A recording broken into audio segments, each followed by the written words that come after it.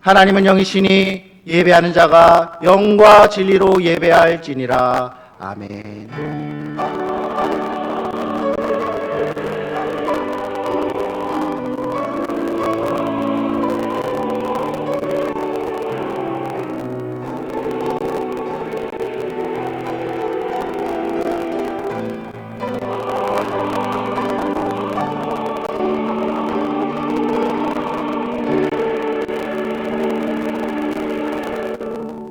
하나님 아버지, 우리를 주의 자녀 삼아주시고 예배 자리로 불러주시니 감사합니다.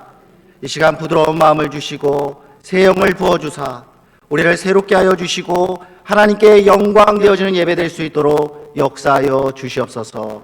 예수님의 이름으로 기도드립니다. 아멘.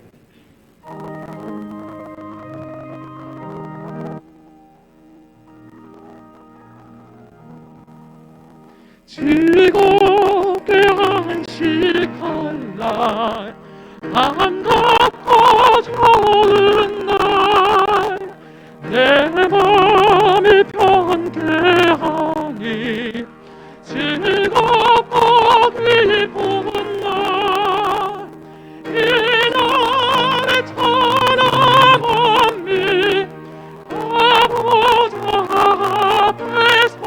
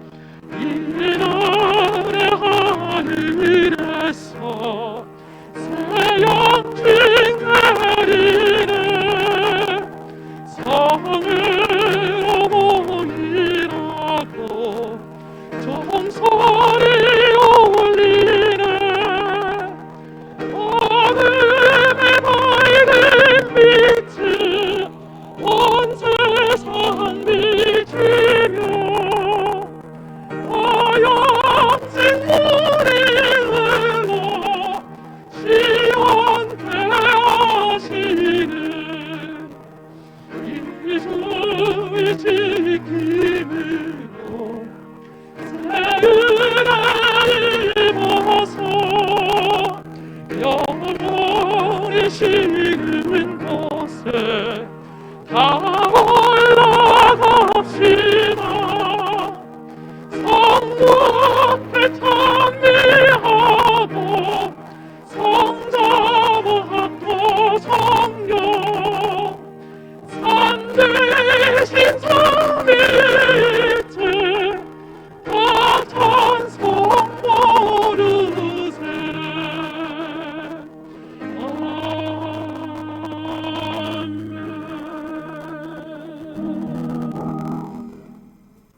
너희는 마음에 근심하지 말라. 하나님을 믿으니 또 나를 믿으라. 내 아버지 집에 거할 곳이 많도다. 그렇지 않으면 너희에게 일렀으리라. 내가 너희를 위하여 거처를 예비하러 가노니 가서 너희를 위하여 거처를 예비하면 내가 다시 와서 너희를 내게로 영접하여 나 있는 곳에 너희도 있게 하리라. 내가 어디로 가는지 그 길을 너희가 아느니라. 도마가 이르되 주여, 주께서 어디로 가시는지 우리가 알지 못하거늘 그 길을 어찌 알겠사옵나이까. 예수께서 이르시되 내가 곧 길이요 진리요 생명이니 나로 말미암지 않고는 아버지께로 올 자가 없느니라. 아멘. 전능하사 천지를 만드신 하나님 아버지를 내가 믿사오며 그 외아들 우리 주 예수 그리스도를 믿사오니 이는 성령으로 잉태하사 동정녀 마리아에게 나시고 본디오 빌라도에게 고난을 받으사 십자가에 못 박혀 죽으시고 장사한 지 사흘 만에 죽은 자 가운데서 다시 살아나시며 하늘에 오르사 전능하신 하나님 우편에 앉아 계시다가 저리로서 산자와 죽은 자를 심판하려 오시리라. 성령을 믿사오며 거룩한 공예와 성도가 서로 교통하는 것과 죄를 사하여 주시는 것과 몸이 다시 사는 것과 영원히 사는 것을 믿사옵나이다. 아멘.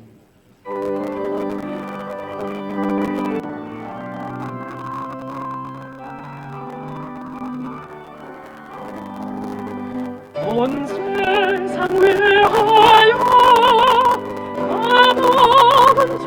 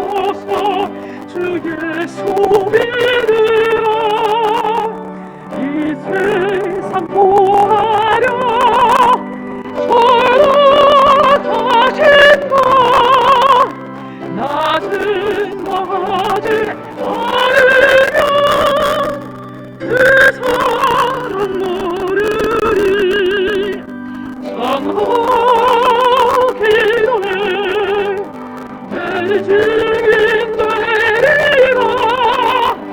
세상 모든 사람 가득 바로 온생 위하여 주의 말이 주 예수의 이름이라. 이 복음 전하자 온 곳에 나가서 하나님 받으라. 나의 것을 이기고 힘쓰리.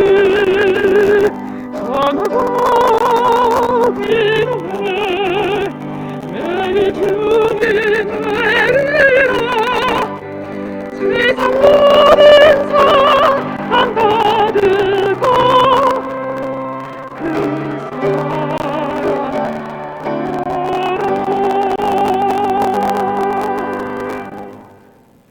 살아계신 하나님 아버지, 은혜와 사랑을 감사를 드립니다. 예배넷을 하나님께서 우리들의 영과 육을 안전하게 지켜주시고 오늘도 복된 날 아버지 앞에 나와 예배로 영광 올려드릴 수 있는 특권을 주심을 감사를 드립니다. 세상은 험하고 우리들은 약합니다. 아무 힘도 없고 의지할 곳이 없는 저희들이지만 하나님의 은혜로 때마다 일마다 순간마다 우리를 도우시고 우리를 인도하신 하나님, 하나님의 은혜 가운데 사는 저희들이지만 이 시간도 여전히 불순종의 모습으로 죄악의 모습으로 아버지 앞에 왔습니다. 우리를 위해 십자가에서 흘리신 그 보혈로 우리들의 죄를 용서하여 주시옵소서. 한 나라의 흥망성쇠를 좌우하시는 전능하신 하나님, 우리 대한민국을 축복하사 여기까지 인도하시고 지켜주심을 감사를 드립니다. 짧은 역사 속에 참으로 세계 속에 대한민국으로 세워주시고 부강한 나라로 만들어주셨건만 이 백성과 이 민족은 아직도 하나님을 온전히 섬기지 못하는 가운데 있습니다. 하나님께서 이 민족과 이 백성들을 긍휼히 여겨주시사 하나님을 온전히 섬기는 복된 나라로 세워주시옵소서. 하나님께서 이 땅 위에 많은 교회들을 세우시고 그리스도의 몸된 교회를 통해서 영광 받으시는 하나님, 우리 성광교회를 통하여 일하시며 영광 받으시니 감사를 드립니다. 50년 역사 속에서 모든 일을 주께 영광 돌리게 하심을 감사를 드립니다. 온 교회가 참으로 주님 오시는 그날까지 주님의 뜻을 이루어드리는 복되고 행복한 교회가 될 수 있도록 은혜를 베풀어 주시옵소서. 특별히 새생명 축제를 선포하시고 아버지 하나님의 많은 성도들이 기도로 준비하며 입술로 복음을 전하여 태신자를 품게 하시니 감사를 드립니다.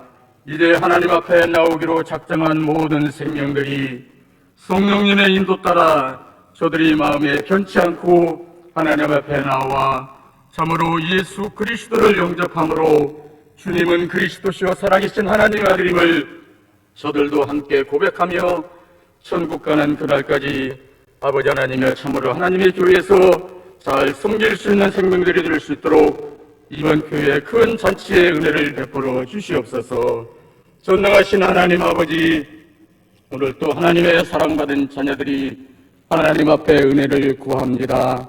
말씀으로 저들에게 찾아가 주셔서 말씀으로 은혜를 주시고 하나님의 저들에게 한량없는 은혜를 베풀어 주시사 오늘 또 은혜의 자리에서 충만한 은혜를 받고 돌아갈 수 있는 귀한 시간 되게 도와주시옵소서. 원치 않는 질병과 사고를 통하여 병상에서 하나님의 귀한 은혜를 기다리는 많은 환우들에게 성령 하나님 찾아가 주셔서 저들에게 말씀으로 이루어 주시되 나는 세상 끝날까지 너를 사랑하노라고 말씀하여 주시고 주님의 능력의 손으로 일으켜 주시사 저들이 다시 일어나 하나님을 찬양하며 예배하는 날이 속히 올 수 있도록 은혜 베풀어 주시옵소서. 이 시간 또한 말씀이신 하나님께서 담임 목사님을 통하여 말씀으로 우리에게 찾아오실 때에 성령 하나님 담임 목사님에게 갑절의 능력을 허락하사 오늘 또 이 강단을 통하여 진리의 말씀만 선포되게 하시고 말씀을 듣는 저희들은 마음 문에 열려서 하나님의 말씀으로 잘 받아 순종함으로 많은 열매를 맺을 수 있도록 도와주시옵소서.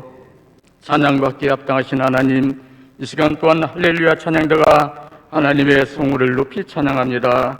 하나님이여 온전히 영광받아 주시옵소서.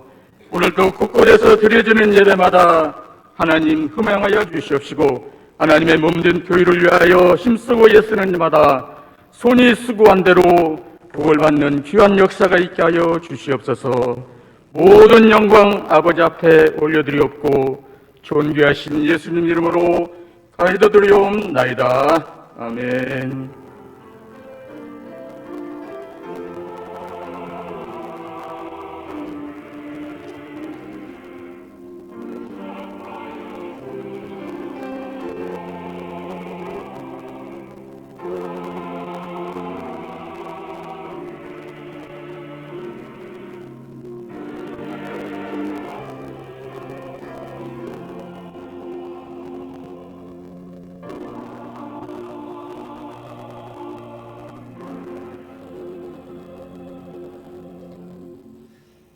오늘 하나님이 우리에게 주시는 말씀은 신약성경 누가복음 14장 22절에서 24절까지의 말씀입니다.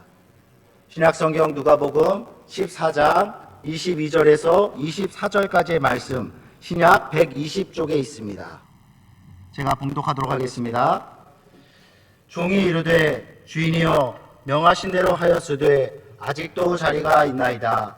주인이 종에게 이르되 길과 산 울타리가로 나가서 사람을 강권하여 데려다가 내 집을 채우라. 내가 너희에게 말하노니 전에 청하였던 그 사람들은 하나도 내 잔치를 맛보지 못하리라 하였다 하시니라. 아멘.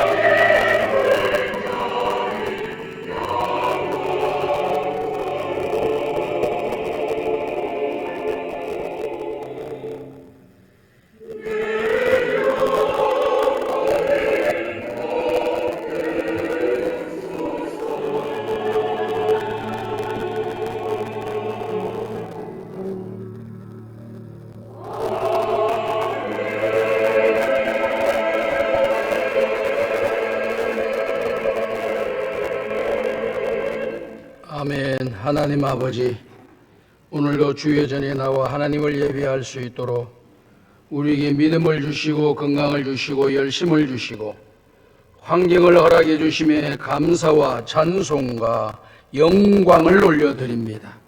귀한 찬양을 받아주신 하나님 아버지, 이 자리에 임재해 주시고 우리 한 사람 한 사람 만나 주시고 만져 주시옵소서. 영적으로 육적으로 병든 자들을 고쳐 주시고 마음에 상처 있는 자들을 치유해 주시며 눈에서 흐르는 눈물을 닦아 주시고 우리 가운데 있는 어둠의 권세들이 다 떠나가게 하여 주시옵소서. 이 시간 하나님의 귀한 말씀 듣기를 원하오니 하늘의 문을 열어주시고 우리의 마음의 문을 열어주시고 전하는 자의 입술도 열어주시어서 하나님의 은혜로 복을 받게 하여 주옵소서. 예수님의 이름으로 기도드리옵나이다. 아멘. 우리 옆 사람과 서로 인사합시다. 참 잘 오셨습니다. 10월달 세 번째 주 2부 예배에 참석하신 우리 모든 성도 여러분들에게 하나님의 은혜와 평강이 함께 하시고 기도하는 모든 기도 다 응답받으시기를 주님의 이름으로 축복합니다. 오늘은 누가복음 14장에 기록되어 있는 말씀의 내용을 가지고 데려다가 내 집을 채우라고 하는 제목으로 함께 은혜를 나누고자 합니다. 이스라엘에 가게 되면 데라비브라고 하는 도시가 있습니다. 그 도시에 영웅의 공원이라고 하는 공원이 있는데 그 영웅들의 그 이름이 있고 글귀가 새겨져 있는 그런 비들이 있습니다. 비석들이. 그 가운데 오스카 신들러라고 하는 사람의 비석이 눈에 띕니다. 그분은 그 비석에 뭐라고 글이 적혀져 있느냐 하면은 이런 글이 적혀져 있다고 합니다. 옳습니다. 맞습니다. 한 사람을 구하는 것은 온 세상을 구하는 것입니다. 라고 했습니다. 그는 독일인으로서 2차 대전이 일어날 때에 돈을 벌기 위해서 전쟁터에 뛰어들어가 사업을 하게 됩니다. 그러면서 많은 유대인들을 고용해가지고 그 사업을 키워서 돈을 벌려고 했습니다. 그의 회계 재무 담당인 유대인의 모습을 바라보면서 크게 도전을 받고 또 유대인들에 대한 좋은 감정을 가지게 되었다고 합니다. 독일의 히틀러는 제국주의 정신을 가지고 유럽 전역을 독일이 통일해서 통치하겠다라고 하는 이 야심을 가지고 전쟁을 일으키지 않았습니까? 그런데 이 히틀러가 가지고 있는 사상이 반유대주의 사상을 갖고 있었습니다. 유대인을 싫어한다는 거죠. 이런 사상이 그의 정책이나 모든 일들 속에 스며들기 시작하면서 유대인들을 잡아들이기 시작하고 이 수용소에 가둬 놓고 그들을 죽이는 일들을 하는 학살 행위를 합니다. 600만 명 가까운 사람들이 죽는 끔찍한 일을 하게 됩니다. 저는 그 내용을 바라보면서 사상이라고 하는 것이 이렇게 무서운 것이구나. 수많은 사람들을 죽이는 것을 당연히 여기고 수많은 사람들이 죽어가는데도 불구하고 마음에 전혀 가책이 없다라고 하는 것이 사상의 무서움이구나 하는 것을 깨닫게 되었습니다.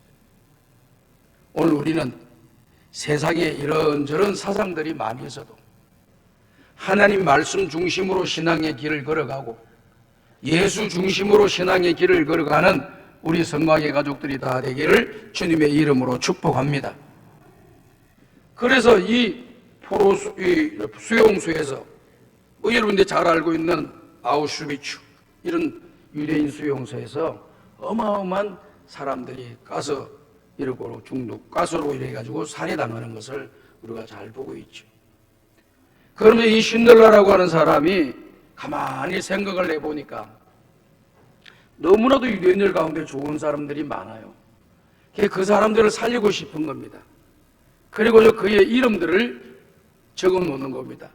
내가 누구를 살려야 되겠다 하는 사람들을 살려가지고 이름을 적어가지고 그 이름에 맞는 사람들을 독일의 장교들을 회유해가지고 돈을 주고 뇌물을 줘가지고 그 사람들을 하나씩 둘씩 자기 공장에서 일하게 하면서 자기 공장에 있는 사람들은 그 가스실로 들어가지 않도록 만드는 일을 합니다. 결국에는 1100명 가까운 사람들을 살려냅니다. 그리고 전쟁이 끝이 나지 않습니까? 전쟁이 끝이 나면서 자기를 살려준 그 오스카 신들러가 떠날 때에 유대인들이 다 나와가지고 자기들을 살려주었던 살림을 받았던 그 유대인들이 나와가지고 이렇게 내보냈는데요. 이 오스카 신들러라고 하는 사람이 자기가 가지고 있는 반지를 보고 시계를 보면서 뭐라고 이야기를 했냐면은 눈물을 흘리면서 왜 내가 이 시계를 진작 팔지 않고 왜 이 반지를 진작 팔지 않았는가? 내가 진작 이 반지와 시계를 팔았다면은 12명의 생명을 더 구할 수가 있을 텐데 하면서 자기 자신이 좀 더 세밀하게 하지 못한 것에 대해서 눈물을 흘리면서 후회하는 장면이 나옵니다. 이건 오래전에 나왔던 쉰들러 리스트라고 하는 스티븐 스필버그가 감독을 한 유명한 그런 작품입니다. 제가 오래전에 봤는데 그때 감동이 굉장히 진하게 왔습니다. 이러한 일들을 하는 것이죠. 그러니까 한 사람 한 사람 살린다는 것이 그렇게 귀중하고 좋은 것이고 한 사람을 살리는 것은 세상을 구원하는 것이다 라고 하는 이런 유명한 말들을 하게 되는 것입니다. 오늘 저와 여러분이 읽은 하나님의 말씀의 내용을 보게 되면요, 여러 가지 우리들에게 주는 교훈이 많이 있습니다. 세상의 책들로 인해서도 우리가 얻을 교훈들이 많이 있겠지만은 예수를 믿는 저와 여러분들은 성경에 기록되어 있는 말씀을 부지런히 읽으면서 또 묵상도 하고 또 생각하면서 그 말씀을 음미하고 되새기게 되게 되면은 이 말씀이 내 마음을 차지하게 되고 내 생각을 차지해서 그 사람이 하나님의 말씀에 따라서 생활도 변해지고 삶도 변해지는 인격이 달라지는 아름다운 일들이 일어나는 것입니다. 오늘 우리가 읽은 말씀의 내용을 보면 14장, 오늘 우리가 본문 말씀 읽었는데 그 앞부분에 보면은 잔치에 대한 내용 두 가지가 더 기록되어 있는 걸 보게 됩니다. 오늘 우리가 읽은 말씀까지 하면 세 가지에 대한 잔치에 대한 내용이 나오고 있죠. 첫 번째 잔치를 통해서 우리 주님 우리에게 주시는 교훈은 뭐냐면은 이런 교훈입니다. 너희들이 잔치 자리에 참석하려고 하면은 높은 자리에 올라가서 앉으려고 하지 말라는 거예요. 만약에 높은 자리에 앉았는데 뒤에 나보다 더 높은 사람이 오게 되면은 주인이 와서 당신 저 밑으로 가시오라고 하는 그런 부끄러움을 당하게 될 거다라고 하는 그런 말입니다. 그렇기 때문에 끝자리에 앉아 있으면은 다른 사람들이 나보다 더 높은 사람들이 오지 않는다면은 끝자리에 있는 나를 데려다가 상석의 안심으로 영광이 될 것이다라고 하는 그런 말씀입니다. 누구든지 높아지고자 하는 자는 낮아지게 되겠고 낮아지고자 하는 자는 높아지게 되리라고 하는 이 교훈의 말씀을 우리에게 주시는 거죠. 저는 이런 말씀을 가만히 여러분이 곰곰이 생각해 보면은 앞으로 우리가 사회에서 생활할 때 어디에서 공동체에서 있을 때에도 우리가 처신을 어떻게 해야 되겠나 하는 것을 우리가 잘 참고하면서 신앙의 길을 걸어가고 인생의 길을 걸어가게 된다고 하면은 하나님과 사람 앞에서 더욱더 존귀 여김을 받는 믿음의 사람들이 될 줄로 믿습니다. 두 번째 교훈은 뭔가 하니 잔치를 벌일 때에 낮과 밤에 손님들을 초대해서 잔치를 벌이는데 부한 자, 가진 자, 있는 자들을 그들을 초대하게 된단 말이죠. 그러면 그들이 부하고 있는 사람이기 때문에 내가 한번 대접을 받았으니까 다른 사람도 내가 대접을 받으니까 그 사람을 대접해야 되겠다 하는 마음으로 그분을 접대하게 된다는 것입니다. 이것이 바로 인간들이 살아가는 일반적인 삶의 모습이에요. 이것이 안 되면 어떻게 됩니까? 나는 너에게 이렇게 잘해줬는데 넌 왜 안 하느냐? 한 두세 번, 한 번 대접받았으면 한 번 정도는 접대할 줄 알아야지. 뭐 이런 마음이 생기는 거예요, 사람들이. 그래서 그렇게 하지 못하는 사람을 수근수근 거리는 그런 일들,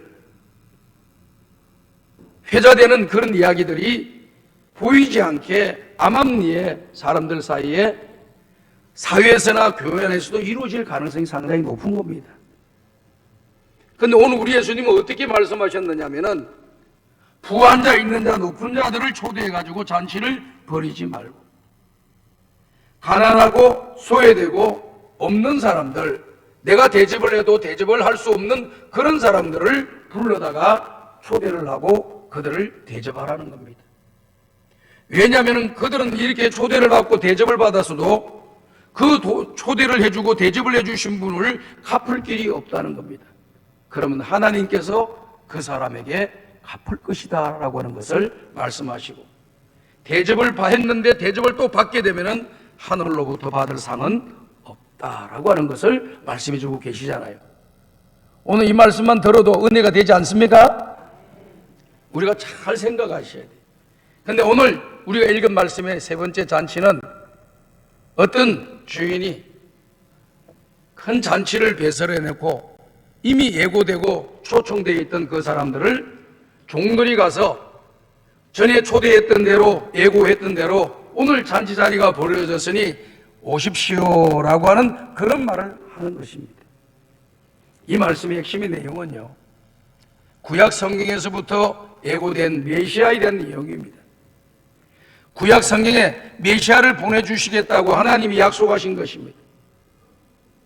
그런데 유대인들은 메시아가 왔음에도 불구하고, 예수님이 하나님의 아들이신 우리 주님이 이 땅에 오셨음에도 불구하고 예수님을 맞이하지 않고 예수님의 초청에 응하지를 않았다라고 하는 것을 이야기하며, 초청에 응하지 않은 유대인들은 모두가 다 구원을 받지 못하게 될 것이다라고 하는 것을 말씀해 주고 있는 것입니다.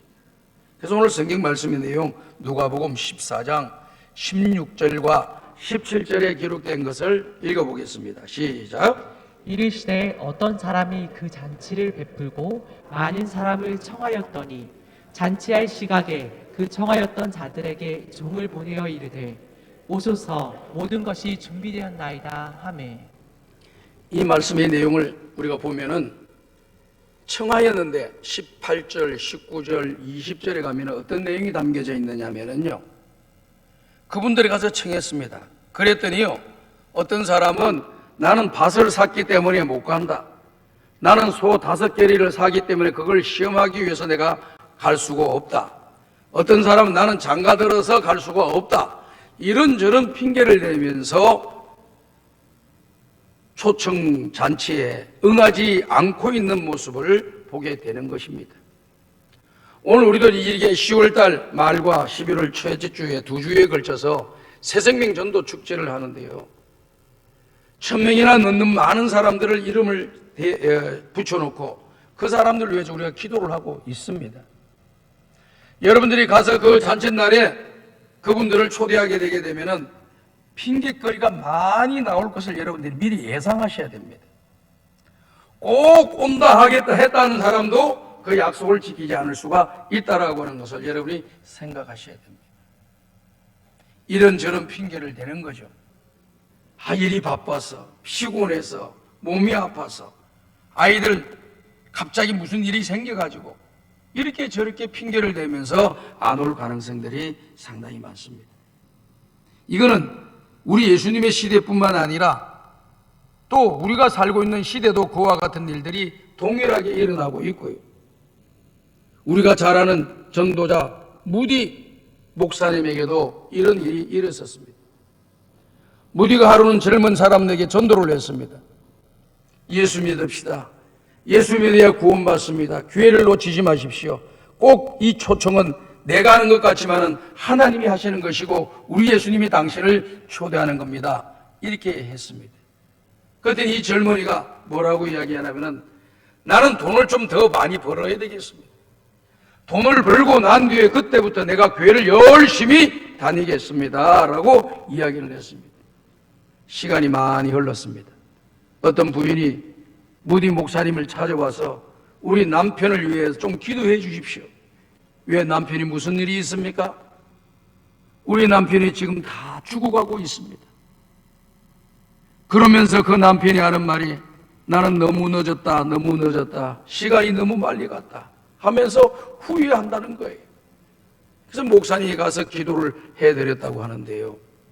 그분이 바로 젊었을 때 그분을 전도했던 대상자였던 것입니다. 돈을 벌면 나오겠다는데 돈을 벌었어요. 근데 안 나오는 거예요. 본인은 진작 그 부르심에 응해서 하나님 앞에 나와서 천국 갈 준비를 해야 되고 죽음을 준비해야 되는데 전혀 대비가 없었다고 하는 거예요. 이제 나는 너무 늦었다 하고 후회하면서 그의 인생을 마무리 지었다라고 하는 것을 이야기하고 있는 것입니다.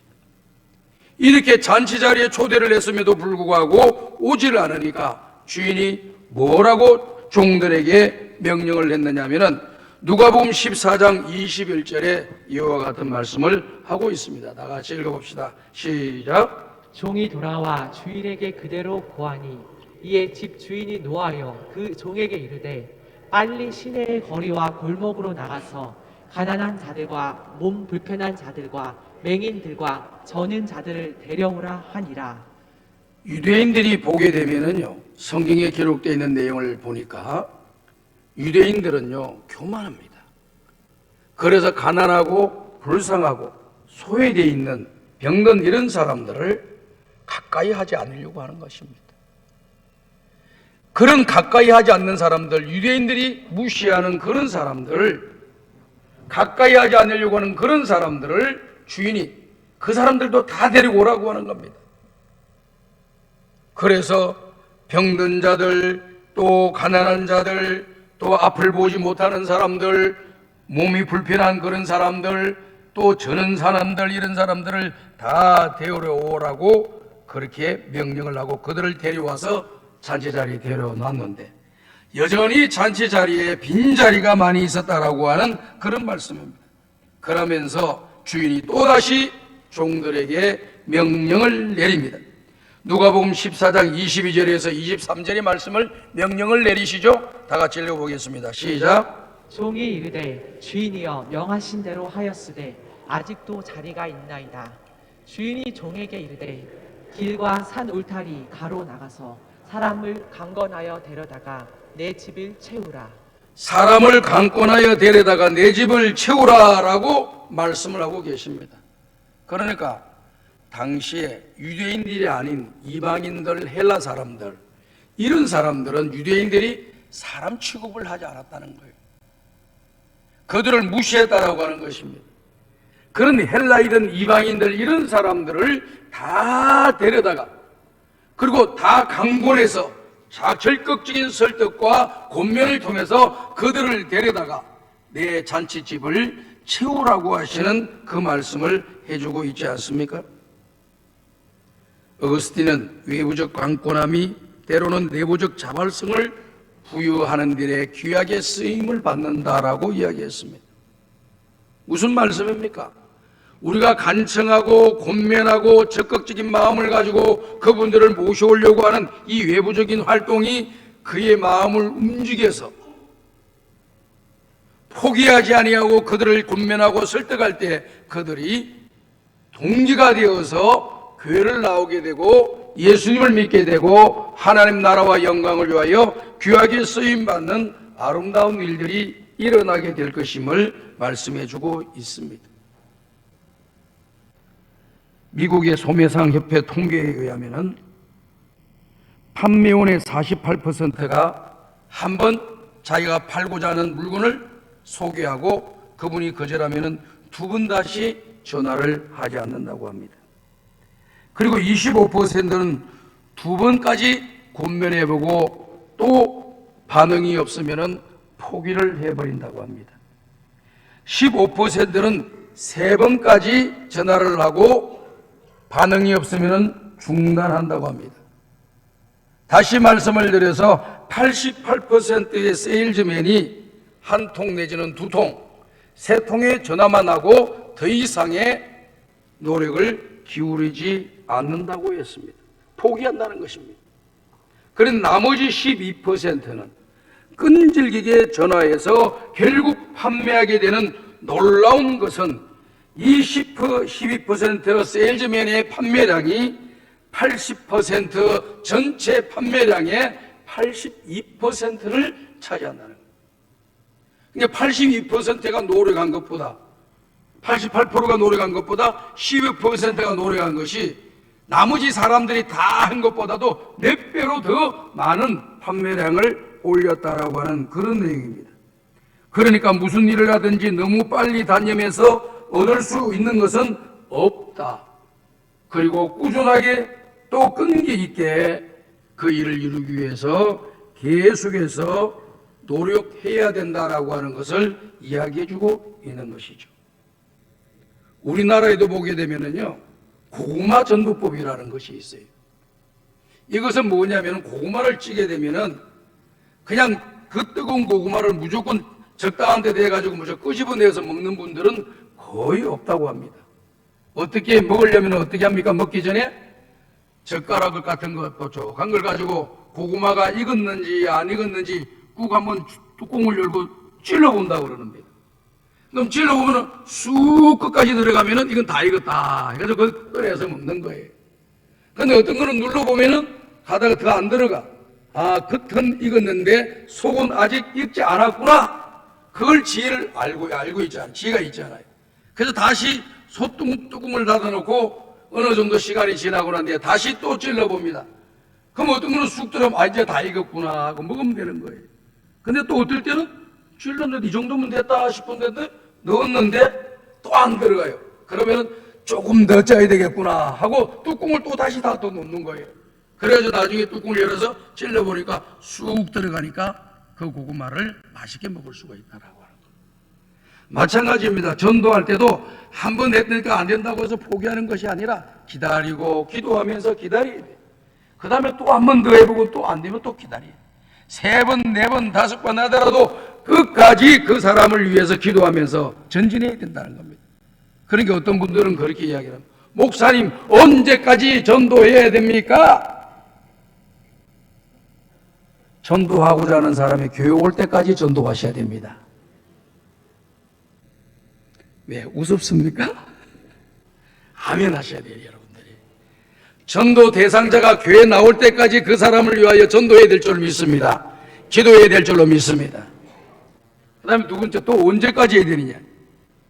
내가 죽을 때까지 하는 거예요.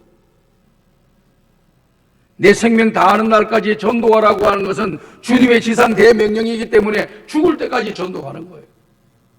내 가장 가까운 내 식구들로부터 시작해서 내 주변에 있는 사람에게 복음을 듣든지 아니 듣든지 자꾸 전해주기만 하면 되는 겁니다.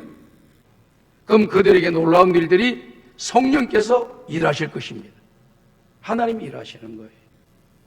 그리고 우리 주님이 다시 이 땅에 오실 때까지 우리는 복음을 전하는 전도자의 삶을 살아가는 하나님의 사람들이 다 되어야 될 줄로 믿습니다. 우리 하나님의 생각은 어떤 것입니까? 디모데전서 2장 4절에 기록되어 있는 말씀의 내용을 보면은 하나님은 모든 사람이 구원을 받으며 진리를 아는 데 이르기를 원하시느니라 그랬습니다. 우리 하나님은 어떤 뜻을 갖고 계시냐면은 이 지구 땅에 살고 있는 모든 살아있는 사람들이 모두가 다 구원받고 천국 오기를 기다리고 있는 거예요. 그래서 천국 갈 수 없는 저와 여러분들에게 예수님을 이 땅에 보내주시고 십자가에서 대속의 제물로 죽게 해주시고 누구든지 믿는 자는 그 죄를 사함받고 죽으면 천국 가도록 구원받도록 저와 여러분들에게 은혜를 내리고 팔을 벌려서 저와 여러분들을 환영하고 계시다고 하는 것을 여러분들이 믿으시기를 바랍니다. 다 하나님이 어떤 분인가를 깨닫고 그 하나님의 사랑이 어떻다라고 오늘 깨닫고 그 하나님의 은혜가 어떤 것을 깨닫고 그 하나님에 대해서 감사하며 순종하며 사랑하며 뜻대로 믿음의 길을 걸어가는 하나님의 사람들이 되어야 될 것입니다. 이것이 하나님이 원하시는 우리를 기대하시는 말씀의 내용입니다. 베드로후서 3장 9절을 보게 되면 이와 같이 말씀하고 계시죠? 다 같이 한번 읽어봅시다. 시작. 주의 약속은 어떤 이들이 더디다고 생각하는 것 같이 더딘 것이 아니라 오직 주께서는 너희를 대하여 오래 참으사 아무도 멸망하지 아니하고 다 회개하기에 이르기를 원하시느니라. 우리 하나님은 아무도 멸망하지 아니하고 다 다 구원에 이르기를 원한다는 겁니다. 지난날의 모든 죄악을 회개하고 새 사람 되어서 구원받는 사람이 되기를 원하고, 지난날의 모든 죄를 다 회개하고 예수 믿고 하나님 나라의 자녀로서 구원받은 백성으로서 주님 부르실 때 천국 가는 그런 사람들이 되기를 원한다고 하는 거예요. 베드로가 이 말씀의 내용을 말씀을 우리에게 해 주었어요. 사도 바울도 역시 마찬가지입니다. 예수님을 나의 구주로 영접하지 않았던 그런 사람입니다. 예수님이 우리의 구주가 되심을 그가 인정하지 않았습니다. 그러다가 다메섹에서 예수님을 만나게 되지 않습니까? 그러고 난 뒤부터 영혼의 구원이라고 하는 것이 얼마나 크다라고 하는 것을 그가 깨닫고 중요한 것이라고 하는 것을 깨닫고 복음을 전합니다. 그러면서 로마서 9장 3절에 이와 같은 말씀을 하고 계시지 않습니까? 다 같이 한번 읽어보겠습니다. 시작. 나의 형제 곧 고륙의 친척을 위하여 내 자신이 저주를 받아 그리스도에게서 끊어질지라도 원하는 바로라. 무슨 뜻이냐면은 이 말씀이 그대로 되지는 않지요. 사도 바울의 간절한 마음을 이렇게 표현한 겁니다. 내가 차라리 지옥에 떨어진다 할지라도 내 친척, 내 가족들, 내 주변에 있는 내 형제들이 구원받기를 원합니다라고 하는 그런 간절함이 담겨져 있는 거예요. 만약에 이런 간절함이 우리 속에 있다고 하면은 우리 주변에 있는 사람 가운데 믿는 자들이 점점 생겨나고 죽는 믿는 사람들이 나타나는 것을 우리가 경험하게 될 줄 믿습니다. 그런데 이런 간절한 마음이 없게 되면은 내 주변에 아무리 내가 살아도 내 주변에 있는 사람들이 구원받고 교회 나가고 예수 믿는 사람들이 없어진다는 것을 우리가 알게 되는 것이죠. 그러면서 사도 바울은 나는 복음의 빛이 진자다리라 했습니다. 로마서 1장 14절에서 16절을 보게 되면은 복음을 전하는데 왜 복음을 전하느냐? 나는 빛이 져 있기 때문에, 복음에 대하여 빛이 져 있기 때문에 빛 갚으려고 복음을 전한다. 그런 심정을 자세를 가지고 복음을 전한다는 거예요. 빚을 얻었으면 빚을 갚아야지요. 이게 정상적이잖아요. 빚을 얻어놓고 빚을 갚지 않게 되면은 정상이 되지 못해서 그곳에서 분쟁과 다툼이 일어난 거예요. 문제가 발생되는 겁니다. 그럼 빚을 주고 빚을 갚고 이래야지 서로 신용 사회가 이루어지고 서로 도움이 되는 그런 일들이 일어나지 않습니까? 그런데 복음에 대해서 빚이 졌기 때문에 복음을 갚아야 돼요. 오늘 여기 사도 바울이 이렇게 이야기하지 않습니까? 다 같이 한번 읽어봅시다. 시작. 헬라인이나 야만인이나 지혜 있는 자나 어리석은 자에게 다 내가 빚진 자라. 그러므로 나는 할 수 있는 대로 로마에 있는 너희에게도 복음 전하기를 원하노라. 내가 복음을 부끄러워하지 아니하노니 이 복음은 모든 믿는 자에게 구원을 주시는 하나님의 능력이 됨이라. 먼저는 유대인에게요 그리고 헬라인에게로다. 나는 빚이 져 있는 사람이다. 복음에 빚이 져 있는 사람이다. 왜? 내가 돈을 주고 뭔가 대가를 지불하고 내가 이 복음을 받아서 구원을 받았으면은 빚진 것이 없지요. 나는 아무것도 한 것이 없는데 하나님께서 일방적으로 나에게 은혜를 쏟아 부어 주셔가지고 구원이라고 하는 놀라운 선물을 주었다는 거예요. 그렇기 때문에 나는 그 은혜를 받았고 그 선물에 대하여 빚이 져 있는 사람이라는 겁니다. 그래서 이 빚을 갚기 위해서 내 주변에 있는 사람들에게 복음을 전한다는 겁니다. 할 수 있는 대로 로마에 있는 너에게도 복음을 전하겠다. 그리고 이 복음을 전하면서도 부끄러워하지 않는다는 겁니다. 왜? 이 복음이 그 속에 들어가게 되면은 그 사람이 능력을 받고 하나님의 자녀가 되는 권세를 얻기 때문에 이 복음을 전하는 것이 부끄러운 것을 전하는 것이 아니라 정말 좋은 것을 주라고 상대방에게 복된 것을 전하기 때문에 절대로 복음 전하는 것을 부끄럽게 생각하지 않는다라고 이야기하고 있습니다. 왜 그러냐면 복음에 대한 은혜가 너무나도 크기 때문에 이 좋은 것을 나만 누릴 수가 없고 다른 사람들에게도 당연히 줘야 된다라고 하는 것, 그것을 주라고 하는 것이 주님의 명령이라는 거예요. 그래서 복음을 부끄러워하지 아니하고 할 수만 있다면 복음을 전하고 때를 얻든지 못 얻든지 복음을 전하려고 애를 쓰고 몸부림치면서 한평생 하나님 앞에 복음의 빚진 자로 살아갔던 분이 바로 사도 바울이라고 하는 겁니다. 그럼 사도 바울은 특별한 구원을 받았습니까? 오늘 저와 여러분이 받은 구원과 동일한 구원을 받은 거예요. 근데 어떤 분은 동일한 구원을 받았는데 이런 마음의 자세를 가지고 주님의 말씀에 순종하고 살아가는 사람이 있는가 하면, 어떤 사람은 동일한 그 놀라운 은혜를 입었음에도 불구하고 그 은혜에 대해서 보답하지 않고 여전히 아무런 감동도 없이 살아가는 모습으로 살아가는 것이 하나님이 기뻐하지 않는 모습이라고 하는 것을 우리에게 말씀해 주고 있는 거잖아요. 정말 영원히 지옥 갈 것을 생각하면 너무너무 안타까운 거예요. 요즘은 뭐 그런 사람들이 있는지 없는지 잘 모르겠습니다. 장사가 안 될 때요, 시장에 가보게 되면은요, 335 모여가지고 뭘 하는 것을 구경하고 있습니다. 가만히 보니까 바둑 두는 것을 구경하고요, 장기 두는 것을 구경하시더구만요. 그래서 옆에 있는 분들이 그걸 보면서 구경꾼들이 보는 겁니다. 이 사람이 잘하나 저 사람이 잘하나, 어디에다가 돌을 놓나 어디에다 장기알을 놓나, 이걸 쳐다보는 겁니다. 막상 장기를 두고 바둑판에 한 두 사람은 그게 집중하느냐고 전체를 보는데 조금 약할 수가 있어요. 근데 그걸 전체로 위에서 보고 있는 구경꾼들은요, 뭐가 보이는가 봐요. 그래서 이 사람이 장기알을 들고 여기다 놔, 그게 놓으면 안 돼, 그게 놓으면 죽어. 이 사람이 이게 잔소리가 많아. 당신이라잖아. 또 안 된다니까. 또 뒤에 있는 거 누가 있잖아. 그거 나 당신 죽어 바로. 야단을 맞아가면서 욕을 먹어가면서 훈수를 두는 것이 장기판 바둑 두는 곳에 그 구경꾼들입니다. 왜 그래요? 상대방이 지금 잘못돼가는 길을 가는데 거기 가면 안 된다는 거예요. 그 장기판이나 바둑판은 다시 한번 흙고 다시 시작하면 돼요. 근데 우리 인생은 한 번밖에 없는 인생을 살잖아요.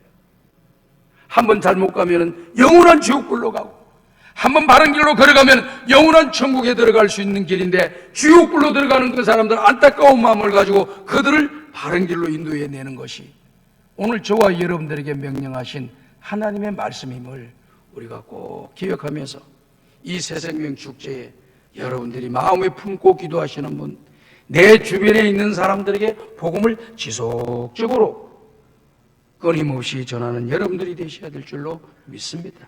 그 영혼을 불쌍히 여기는 마음을 가지시되, 제가 이 아파트에서 보면은요, 우리 아파트 같이 사시는 분이 계십니다.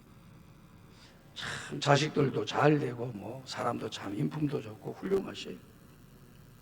만날 때마다 인사를 드리고, 만날 때마다 이번에 교회 한번 오셔야죠. 지금까지 안 와요. 그렇지만 요즘도 만나면 또 계속 이번 새생명 축제 있는데 한번 오셔야죠. 그래. 했습니다. 이번에 꼭 오셔야 됩니다. 내가 초청하겠습니다. 그랬더니 그러더라고. 올라는지 안 오는지 두고 봐야 되겠어요. 계속해서 이야기를 하는 겁니다. 안타까운 마음을 가지고. 저분도 모으게 보니까 모든 것이 보기에 다 좋아 보이도 보니까 속에 허한 게 있더라고요. 슬픔이 있더라고요. 눈물이 있더라고요. 그 아들은 변호사가 돼 있는데 또 다른 아들이 하나 있었다고 하는데 어느 날 교통사고로 죽었다 그래요. 이것 때문에 이분이 마음의 안정을 찾지 못하고 늘 술로 먹고 마시고, 부인은 고등학교 교장 선생님, 이번에 은퇴했다 하더라고요. 이분도 법대를 나오신 분이에요. 너무 그것 때문에 마음이 아프다는 거예요. 그 아가들 생각하면 눈에서 눈물이 난다는 거예요. 지금도 오래됐는데. 그래서 제가 그분을 잘 사랑하는 마음을 가지고 잘 지금 전도를 하고 있습니다. 여러분들도 내 주변에 있는 사람들에게 끝까지 그거를 위해서 기도하고 때가 되면 전도하시는 여러분들 되시기를 주님의 이름으로 부탁을 드립니다. 허드슨 테일러라고 하는 선교사가 있습니다. 이분은요, 가만히 생각을 해보고 어떤 분의 이야기를 듣게 됩니다. 영국 사람인데요. 1890년대에 이분이 이야기를 들어보니까 중국이라는 인구수가 그때만 해도 4억 정도 됐다고 합니다. 4억 정도 되는데 하루에도 죽는 인구가 4만 명씩 5만 명씩 죽는다는 거예요. 이야, 하루에 죽는 인원이 4만 명 5만 명 죽는데 그 사람들은 지금 복음을 듣지 않으면은 영원한 지옥불에 떨어질 것이 뻔한데 그 영혼들이 너무 불쌍한 거예요. 그래서 영국에 있다가 중국으로 가서 복음 전하려고 뜨거운 마음을 가지고, 영혼을 사랑하는 마음을 가지고 중국 가서 내지 선교회를 창설하고, 한 세대는 오직 그 세대 사람에게만 복음을 전할 수 있을 뿐입니다. 우리가 복음을 전한다도 내 이 시대에 내가 살아있을 때만 복음 전가하지, 내가 태어나기 전에 복음 전가한 것도 아니고 죽고 난 뒤에 복음 전가한 것도 아니라는 거예요. 이 시대에 우리에게 주어진 사명이라는 거예요. 그러면서 복음을 전가했다고 해요. 제가 가만히 생각을 해봤어요. 우리 대한민국은 어떠냐? 5천 몇백만 정도 된다고 하는데 1년에 죽는 사람들이 얼마나 될까? 가만히 생각해 보니까 1년에 죽는 사람들이 거의 50만 명, 60만 명이 죽는 것 같아요. 오늘 여기 앉아 계신 성도님들 가운데 60대도 계시고 70대도 계시고 80대도 계시잖아요. 곱하기를 한번 해보세요. 60세가 되셨다면 66, 36, 3,600만 명이, 나는 지금 일이 있는데 내 사이에 내가 살아온 그 기간 동안 몇 명이나 죽었느냐? 3,600만 명이 죽었더라고. 우와, 많이 죽었네. 그 3,600만 명이 죽는 동안에 나는 무엇을 했을까? 우리 한번 생각해 보세요. 또 80 되신 분들은요, 그동안 몇 분이 돌아가신 줄 아세요?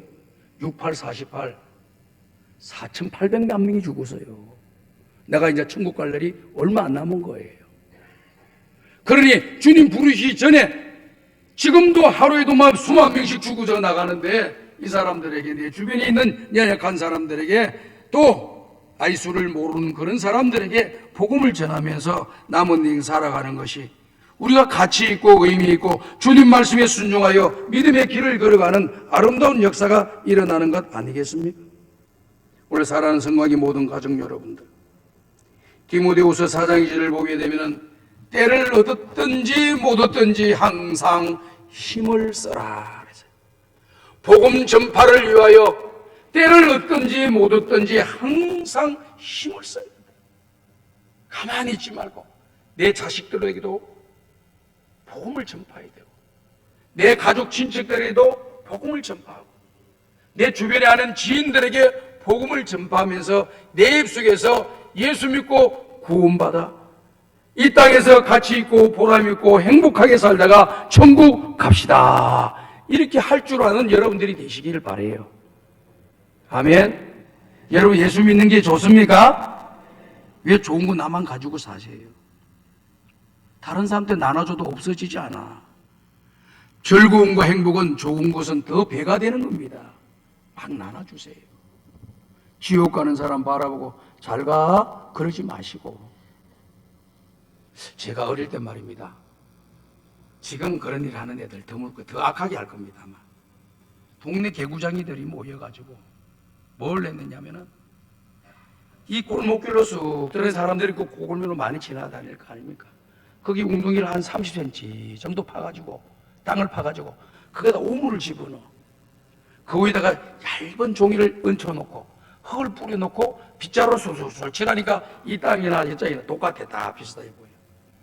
그래서 어떤 사람이 뭣도 모르고 지나다가 푹 빠지면 저 구석에서 숨어서 그냥 손뼉을 치면서 좋다고 난리예요. 근데 어느 날 보니까요, 거기 그렇게 파놓고 숨어서 보는 엄마가 고개를 지나가네. 이게 그 아들이 또 뭐라고 하는 줄 아세요? 엄마 가면 안 돼. 누군가고 보니까 자기 아들이 왜 나 지금 바빠 지금 일 가려고 그래. 아니 글로 가면 안 된다니까. 뭐 때문에 안 된다는 거야.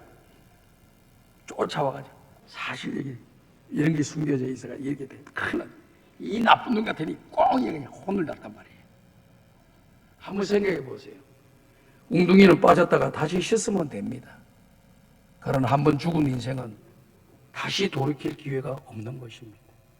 오늘 안타까운 마음을 가지고 지옥에 가는 그 사람들을 주님의 이름으로 바른 길로 걸어갈 수 있도록 권면하고 인도하는 우리 성광의 가족들을 다 되시기를 주님의 이름으로 축복합니다. 하나님 아버지 감사합니다. 오늘 주신 말씀 우리의 마음에 담고 평생토록 믿음의 길을 잘 걸어가고 죽어가는 영혼을 살리는 전도자의 삶을 살아가게 하여 주시옵소서. 예수님의 이름으로 기도드리옵나이다. 아멘.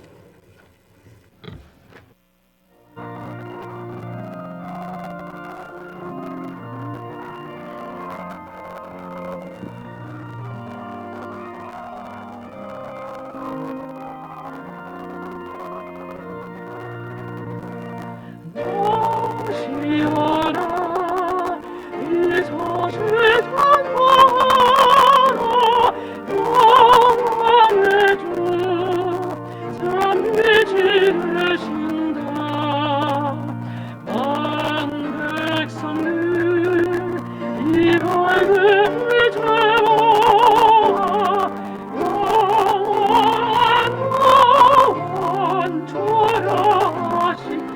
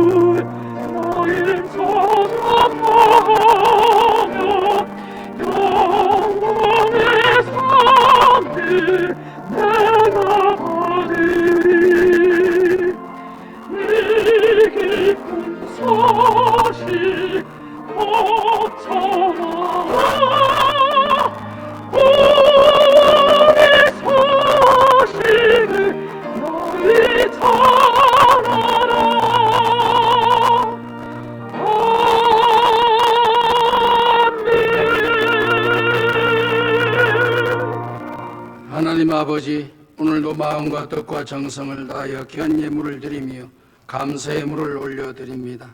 모든 예물 기쁘게 받아주시고 앞으로 선한 일을 할 수 있도록 모든 필요한 것을 공급해 주시고 우리의 삶 가운데 속에서 늘 감사할 일들이 많아지고 감사할 일들이 보여지게 도와주셔서 감사하며 살아가는 행복한 삶을 살게 하여 주옵소서. 예수님의 이름으로 축복하며 기도하옵나이다. 아멘.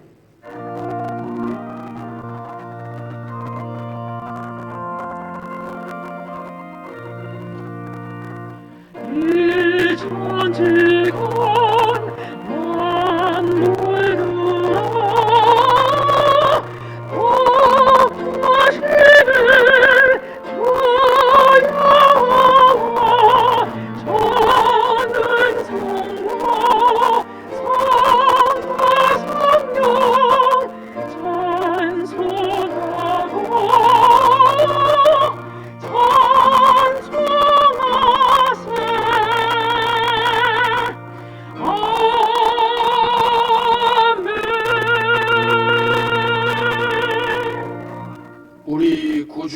예수 그리스도의 은혜와 하나님 아버지의 무한하신 사랑하심과 성령님의 감화감동 인도 교통 충만하신 은총이 복음의 빚진 자로 복음을 전하며 주님 부르시는 그날까지 전도자의 삶을 살아가기를 원하며 전도하기를 원하는 우리 모든 성도들 머리 위에 저들의 가정과 직장과 경영하는 사업장과 몸된 교회와 대한민국 위에 열방 가운데 복음을 전가하는 선교사님들의 사역 위에 이제로부터 영원토록 함께 있을지어다. 아멘.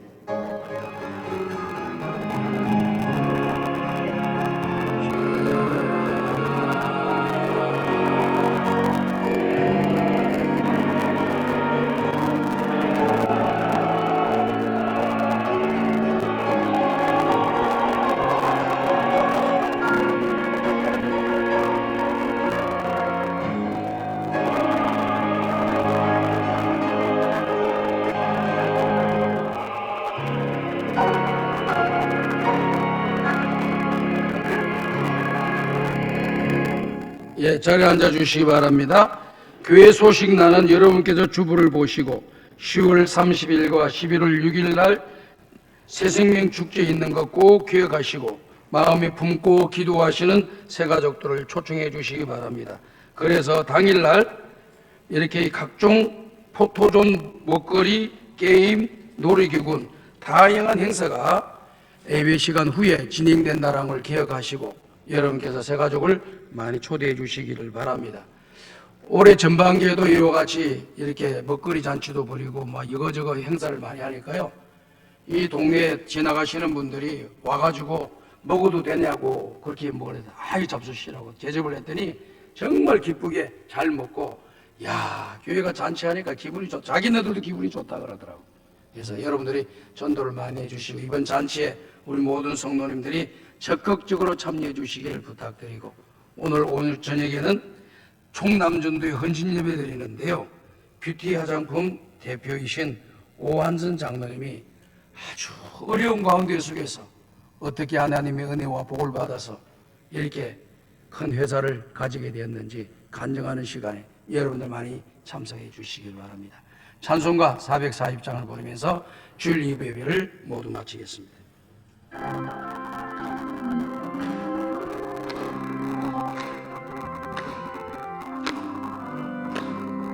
어디든지 예수 나를 이끌면 어디든지 예수 함께 가려네. 예수 함께 어디 가면 나답고 예수님과 덤에 가면 겁없네. 어디를 가든지 겁내건 없네. 어디든지 예수 함께 가려네.